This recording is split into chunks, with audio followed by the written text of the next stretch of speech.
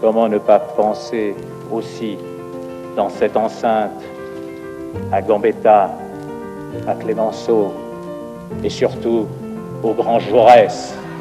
C'est surtout et avant tout, selon moi, le fait que le gouvernement de Front Populaire est constitué non plus par le Parti radical, par le Parti socialiste.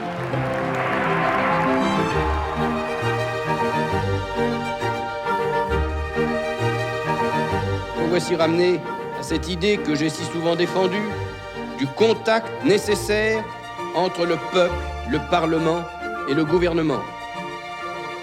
Je suis tout à fait d'accord en ce sens que les études devraient être ouvertes à tous.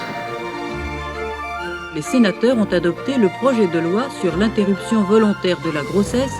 Il a été adopté par 182 voix contre 91. Ont voté pour 52 socialistes sur 52. François Mitterrand est élu président de la Résultat officiel, explosion de joie dans Château-Chinon. Je mesure le poids de l'histoire, sa rigueur, sa grandeur.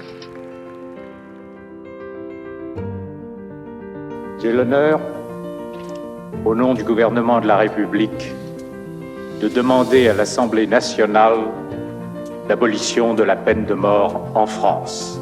Le pays a élu une majorité de gauche dans le programme de laquelle figurait cette disposition. La retraite à 60 ans en France. L'accord a été officiellement signé ce matin par tous les syndicats, y compris la CGC.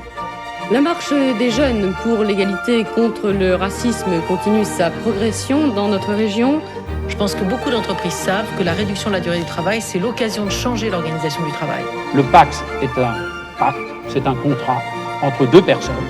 Certaines, effectivement, peuvent être et sont homosexuels et ont besoin de voir régler un certain nombre de problèmes de leur vie commune. C'est fait, le pacte civil de solidarité a été définitivement voté à l'Assemblée nationale cet après-midi. C'est une grande victoire contre les préjugés, contre les discriminations, contre l'homophobie. Le bonheur de voir dans notre pays des couples de même sexe.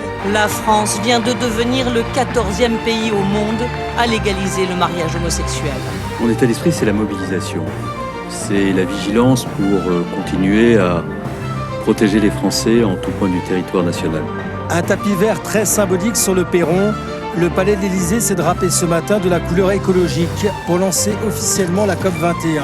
Faire bouger les choses, pour permettre à nos enfants de respirer un air de qualité, il faut beaucoup de courage. Et pour faire de nos espoirs la réalité de nos vies, j'ai décidé d'être candidate à la présidence de la République française.